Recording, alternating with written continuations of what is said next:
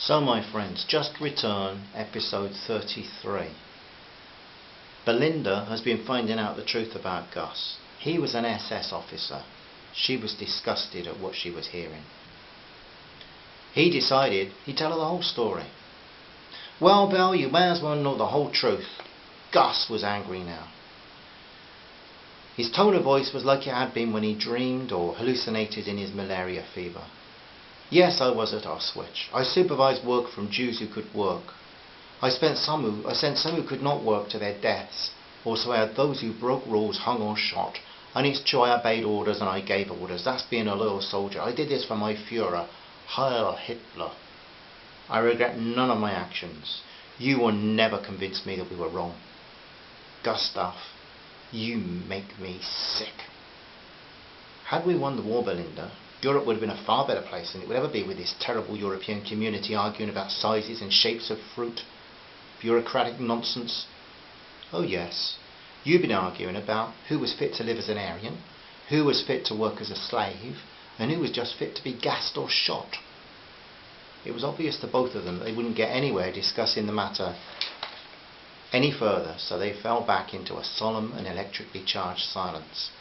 But Belle was furious, more angry than she'd ever allowed herself to become.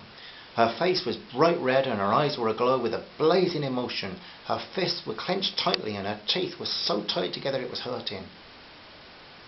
Gus, for his part, was angry with himself. He hadn't intended to say all that. In fact, he was shocked himself how venomous his own Nazi sympathies still were. 40 years of hiding his feelings, even from himself, but they'd stayed, lying dormant but intact, like an unexploded German bomb lying in the Thames mud, patiently waiting but still fit to explode. Gus sat there at the fire, poking at the flaming wood. The trouble was, if he didn't stand firmly on his Nazi principles, if there is such a thing, he would be admitting he'd given his youth, his strength, his conscience and his hope in error.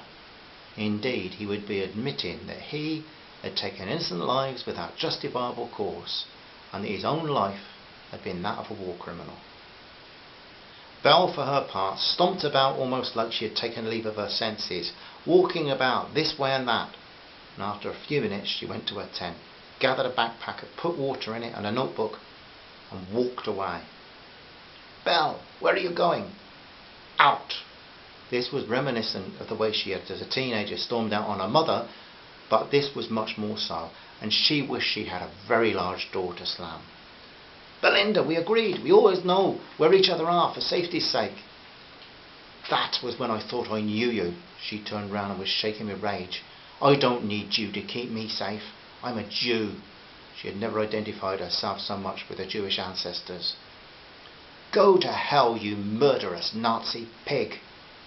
With that she stormed off toward the old camp, leaving Gustav Meitzer sobbing as he hadn't since his childhood. He'd not felt like giving up as much since he'd heard about Adolf Hitler's death.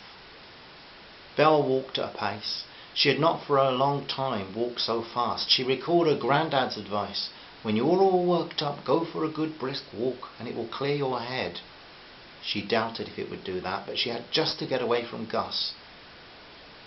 The way she went, it took 45 minutes before she arrived at the grave, and for all that time she'd not even been listening to the sounds or looking at the sights of the rainforest. Her head was full of all she had read about the Nazi death camps, the slave labour, the terrible conditions, the gas fans and gas chambers, the ovens and those mass graves. The photographs taken when Allied troops liberated the walking skeletons at Belsen. She knelt at Duncan's grave, and now came her turn to cry. Much of the grave was covered by creeping plants, but that didn't matter to Belle. She wanted Duncan to become part of the rainforest he had so much desired to study. She decided that this was a far more suitable place for her fiancé's resting place than a desolate Presbyterian graveyard in Scotland. True, he did have a very Scottish heart, but he was also an eco-warrior in the true sense of the word. And for what he had been Duncan to become part of the rainforest was in a way like ice melting in the spring to provide water that plants and animals could thrive on. Rationally, she knew that Duncan wasn't here. He couldn't hear her nor sense her presence. She wasn't sure if he lived, and all the immortal soul stuff left her a bit cold, but despite that she felt comfortable speaking to her beloved one's memory here in this place. "Oh, Duncan, what am I to do? Here I am in this place with the man I thought was my friend. He's been kind, gentle, never treated me with anything but graciousness and dignity. I'm a woman alone in the forest with him, and I've never felt threatened, never felt uncomfortable with him even. He's treated me like an uncle would treat his favourite niece that he treasured. This man, Duncan, he saved my life, got me from the crash to safety, nursed me to health despite his own problems. He even made the effort to bring you here and bury you because he knew that would be easier for me. I owe him my life. I do. And I've loved him. Not in the way I've loved you, but also like I loved my granddad. Then when he became ill, I knew I had to save him if I could, but I was afraid at these hysterical, feverish expressions. I still had to get help, but now I wish I'd left him to die. I've trusted him. Now I know he's a murdering, racist, evil pig who somehow managed to escape the justice of the nations that brought many of his kind to the gallows in the 1940s. She surprised herself there because she didn't really agree with the death penalty. I feel sick, Duncan, sick in my heart. I have Jewish blood in my veins, but even if I hadn't, I would deplore everything the Nazis stand for. So what do? I could take my belongings and move away from him, make another camp for myself. I could go to my Indian friends, Yukta and his family, true friends, and they'd shelter me, I'm sure, but do I want to be absorbed into their tribe? I could try to escape from here, go up the river, or down the river. Oh, Duncan, what do? Belle sat in deep thought on a branch near his grave. She knew in her heart that where she was often fueled by emotions, Duncan was sometimes more motivated by logic, so she tried to reason on matters as she thought he would. Alone could she survive? Maybe. But where they were established, they had sources of food, clean water, and they knew they had friendly neighbours. Travelling alone, was it safe? Well, she knew that Duncan would never leave her alone in this forest filled with dangers that she didn't even know necessarily. Life with the natives, if she moved there, would mean loss of her independence. She would have to live as they did. It wasn't that she thought the women were downtrodden or abused, but could she really adopt as her own this culture and forget all of the life that she'd known in Wiltshire and Belfast? Could she forget her mother and everything that went with life there? She could almost hear Duncan's Scot voice saying it. The best bet for you is stay with Gustav.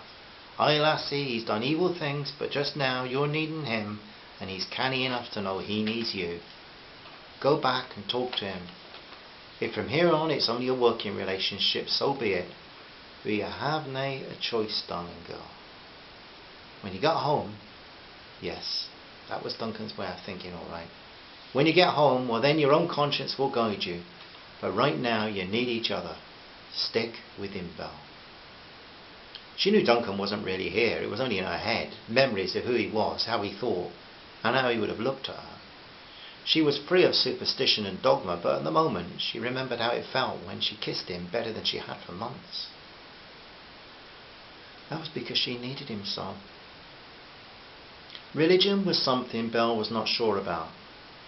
God was sure to her, but she had little time for those men in white collars who seemed to think that a degree made them experts on God.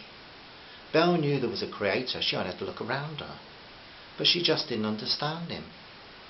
But before she left the grave, she prayed, "Please God, whoever you are, help me, guide me. Put the right words in my mouth."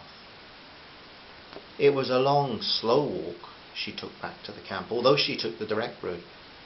On the way, she did watch the bright birds, and she was delighted to see a small squirrel-like creature that was completely new to her. At the camp, she found Gus hunched up just in the spot she'd left him. He didn't look up when she returned. She stood in front of him and she said, "Gustav, please answer this question honestly. If you had known about my Jewish blood, will you still have saved me from the crash?" Well, would you? Honest, please. So, my friends, the truth is sad, isn't it?